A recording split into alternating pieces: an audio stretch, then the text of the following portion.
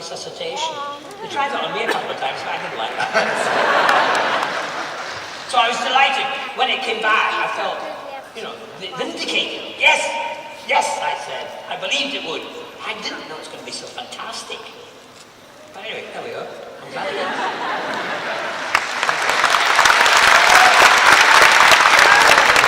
Please welcome the 11th Doctor himself, Matt Smith!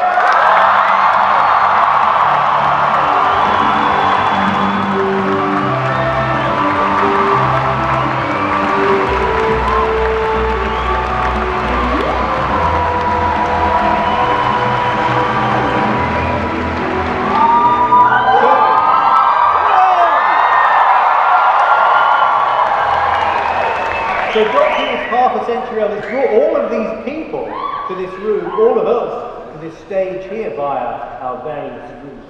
Matt, why is this thing still with us? Why are we all here celebrating this? Because we're all mental, that's no, I think because it's just wonderfully endearing, isn't it? I mean, stories about a mad old alien who's not bound by logic or time or place or space. And I think there's something forever universal about that. And simple, ultimately, weirdly. Why do you think it's still here, Jenna? It's been here longer than some of us here in this room. Exactly the same reason, and I think it's, you can never tire of stories or ideas, you can never tire of seeing somebody enter the TARDIS for the first time. And also, I think it's a unique TV show, and it doesn't really put itself to one audience. It's kind of, you can sit with your grandma and watch it, and you can sit with your niece and watch it, and all of you enjoy it on so many different levels. All those years ago, what thoughts did you have about what you should bring to it? What should you wear, actually? Well, at the first audition, I wore a tweed blazer, which I've never since worn, because I look like an idiot. And I wanted him to feel professorial, and I was very intrigued by his alienness in relation to him being around human beings. Which is why I love those episodes with James Corden playing Craig Owens and stuff, because I think when the Doctor is in really human situations, you sort of realise what an alien he is. I mean, actually, I'm saying all this with hindsight. When I first started, I was just sort of wide-eyed and a bit nervous, I think, because I didn't know what to do. I used to ask Stephen a lot of questions, and, you know. And what were those questions? What were the answers? Sort of, oh, what are we doing here? I don't know. Is this going to work? I don't know. And then we were sat there watching the 11th hour, sort of going, please don't hear us. Please don't hear us. Please don't hear us. We actually couldn't sit. Everyone else sat in my living room, and we went and stood in the kitchen doorway and peered in. Yeah, we did, didn't we? Is it really on television? Is that all right? Is that a mistake? They're broadcasting that thing we make in the shed. Yeah.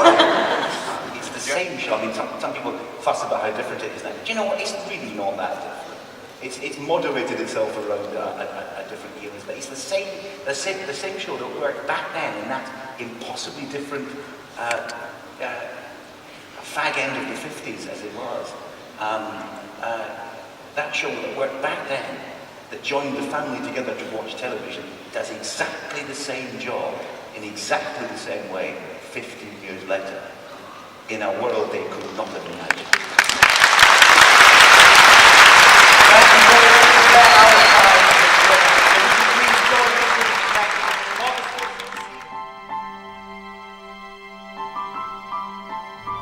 There are fixed points through time when things must always stay the way they are. This is not one of them. It is an opportunity, a temporary.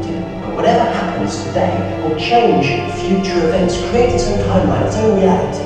The future pivots around you, here, now. So do good for humanity and for Earth. Come on. Be extraordinary. I'm a doctor. There's something you better understand about me because it's important, and one day your life may depend on it. I am definitely a madman with a box. So, all of time and space, everything that ever happened or ever will, where do you want to start? Anywhere you want, any time you want. One condition, only one thought, one simple instruction. It has to be amazing.